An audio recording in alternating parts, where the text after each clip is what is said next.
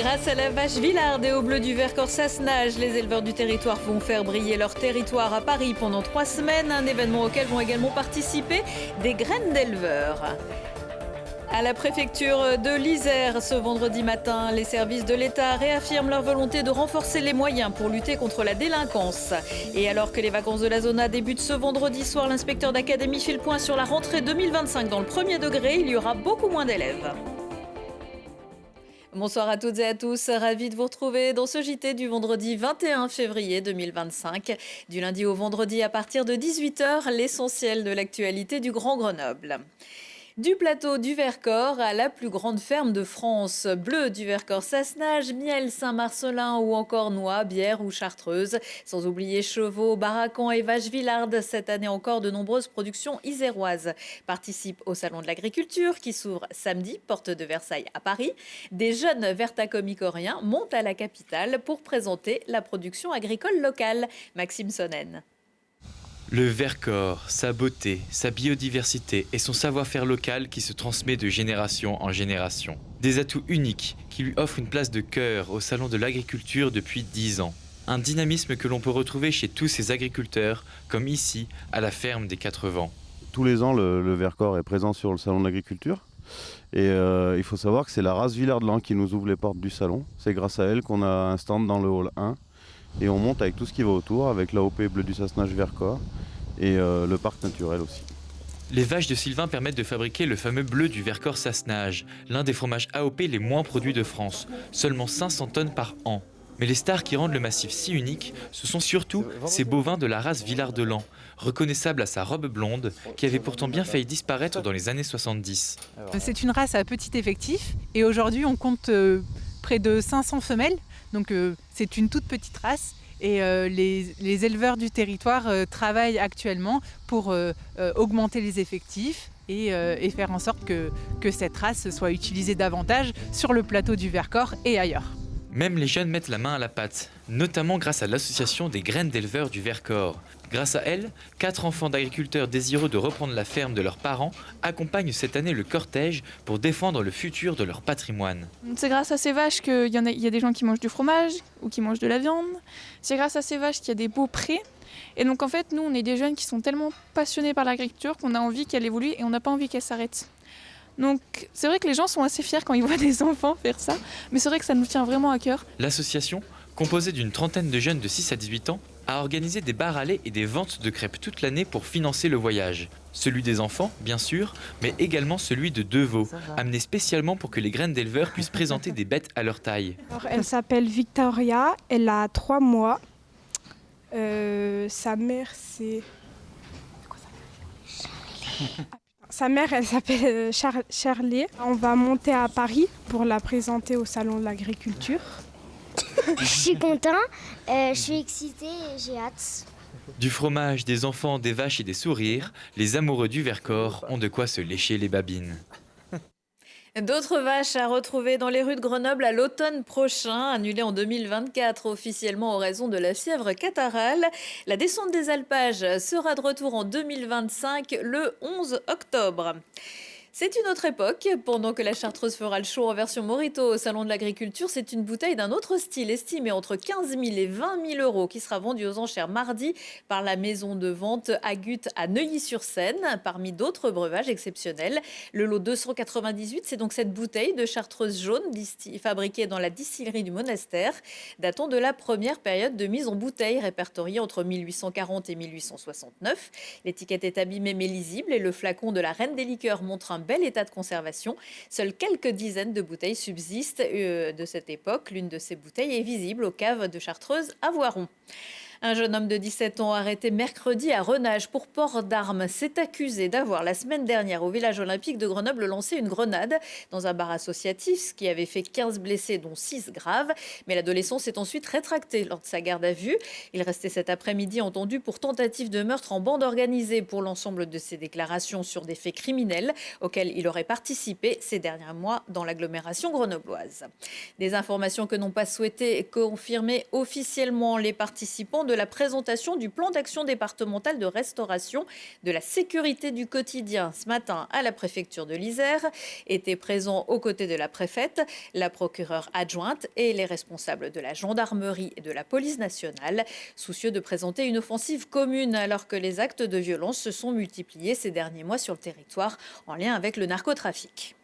Notre objectif premier, et c'est notre devoir premier, c'est de garantir la sécurité de nos concitoyens, de les protéger, de rétablir l'ordre et la tranquillité publique dans nos quartiers. C'est un objectif absolument imparable, ça ne se discute pas, ça ne se négocie pas et ça ne se quantifie pas. Grenoble fait partie des villes à sécurité renforcée. Qu'est-ce que ça veut dire concrètement? Ce deuxième niveau d'intervention, c'est on concentre nos efforts avec des moyens de la zone, avec des moyens nationaux supplémentaires et on concentre nos efforts sur ces villes dans le cadre de cette stratégie ville à sécurité renforcée.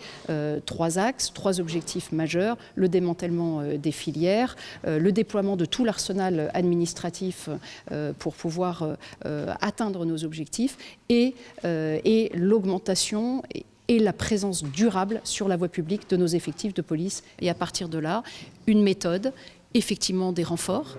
Les annonces du ministre avec 16 effectifs supplémentaires, dont 13 d'ailleurs qui vont être affectés à un service de police aux frontières. Ce plan aujourd'hui qui a été présenté, le plan départemental d'action pour la restauration de la sécurité du quotidien, et bien justement il s'attelle à cela, à rétablir l'ordre public dans nos quartiers et à faire en sorte avec une approche pluridisciplinaire, avec également l'ensemble des acteurs du continuum de sécurité, eh bien on s'attelle à attaquer tous ces faits de délinquance qui aujourd'hui empoisonnent la vie de nos concitoyens et on se donne les moyens de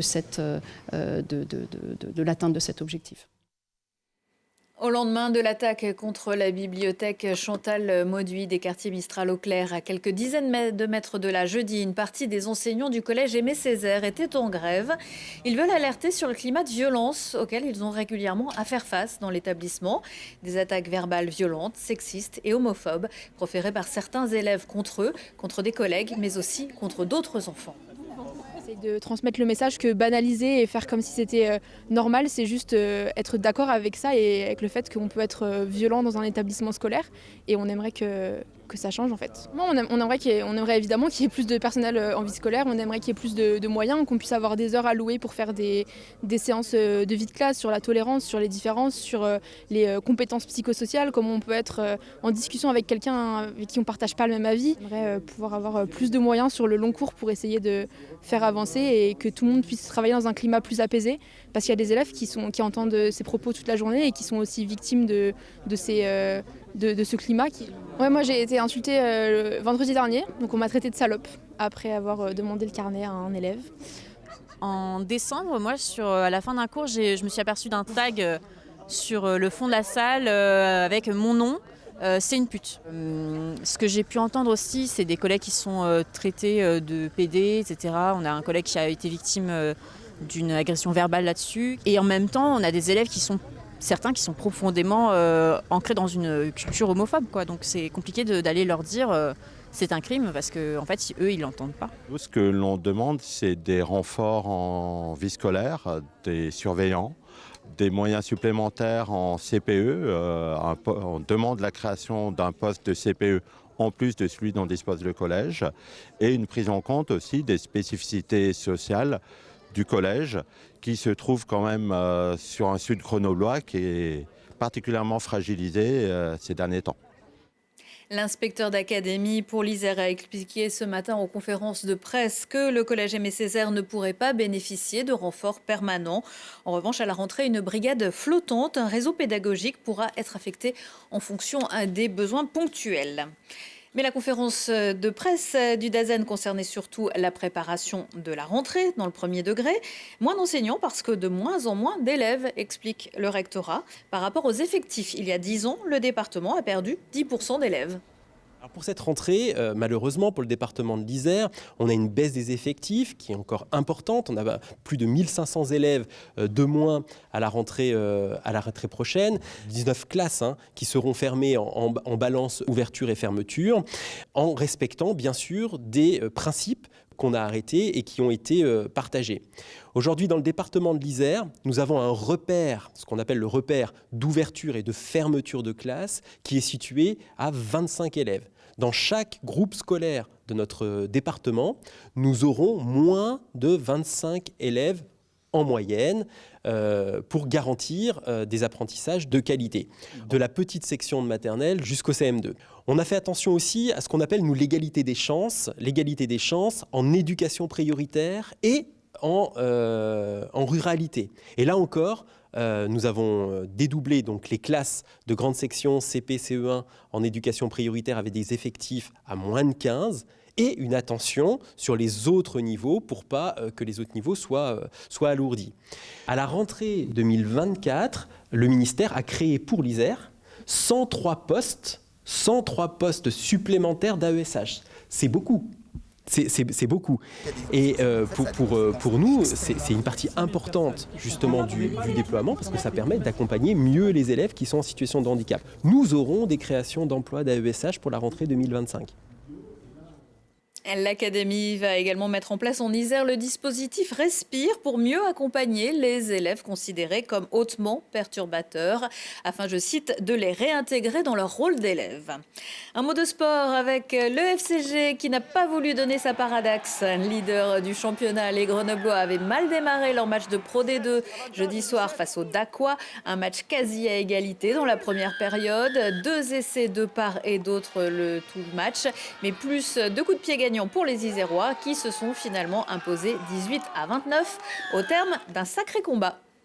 Oui, sacré combat face à une équipe de Dax qui joue beaucoup, qui nous avait prévenu qu'ils allaient tenir le ballon pour essayer de nous mettre en difficulté. Je pense que ce soir ça a été un match avec pas mal de temps de jeu effectif. Voilà, on a réagi en équipe en deuxième mi-temps, ils ont tenu les séquences, nous on s'est accrochés. C'est une belle victoire à l'extérieur. Je pense qu'il faut qu'on corrige encore un peu la discipline. On a fait un peu trop de fautes, du coup on a joué chez nous. Mais voilà, on se déplace bien, c'est une bonne chose, il faut qu'on reste sur cette dynamique-là. Antonin Berruyer, revenu récemment après une longue pause à l'infirmerie. Le FCG est toujours leader. Il reste 9 journées avant les playoffs. C'est parti pour les vacances d'hiver. Ce vendredi soir, c'est au tour des Grenoblois de la zone A d'entrer en vacances, ce qui promet un beau chassé-croisé sur les routes des stations. Pour fêter ça, la bergerie sera en folie au domaine alpin du col du Barrios, près du Cré du Poulet en Beldonne, avec à partir de 19h samedi, ski nocturne gratuit. Du ski gratuit, c'est pas tous les jours. Au grand plan, descente au flambeau, une belle occasion de découvrir cette toute petite station gérée par des bénévoles. Quelques idées de sortie. La troupe des 7 doigts de la main revisite Roméo et Juliette vendredi et samedi soir à la rampe des Chirolles. Dans Duel Reality, l'histoire d'amour est ramenée à l'essence pure de son conflit. La scène devient une arène de sport où s'affrontent 2 équipes mues par le désir de se surpasser. Au-delà de la provocation, entre prouesses circassiennes, théâtre, combat de rue et battle de danse, se dessine l'image des 2 amants maudits. Du hip-hop à portée des plus jeunes avec Woodwood, un spectacle à partir de 4 ans à découvrir samedi et lundi à l'Heure Bleue de Saint-Martin-d'Air dans le cadre du Hip Hop Don't Stop Festival. Entre danse, manipulation d'objets et clown, la compagnie Tensei compte ici l'histoire de Job, un petit extraterrestre égaré sur Terre. En réutilisant des déchets humains pour réparer son vaisseau, il s'engage dans un voyage touchant et poétique. Un autre voyage à la rencontre des derniers éléphants de Sumatra, samedi soir dans l'amphithéâtre de la Maison du Tourisme de Grenoble, avec la projection du film de l'espoir pour les éléphants de Robin Comito, originaire du Vercors, où a priori on ne risque pas de croiser un pachyderme, juste des vaches. Un documentaire qui met aussi en avant des enjeux de biodiversité. La projection est gratuite. Et puis un concert dont tous les bénéfices seront reversés à la recherche contre la mucoviscidose et l'association Grégory Le Marchal. C'est dimanche à 16h à la salle Polisson de Noyaret, avec sur scène Pierre Le Marchal. C'est la fin de ce JT. Retour de l'actu dans 1 heure et en replay sur télégrenoble.net. La météo de votre fin de semaine, c'est dans un instant. Belle soirée et excellent week-end à tous.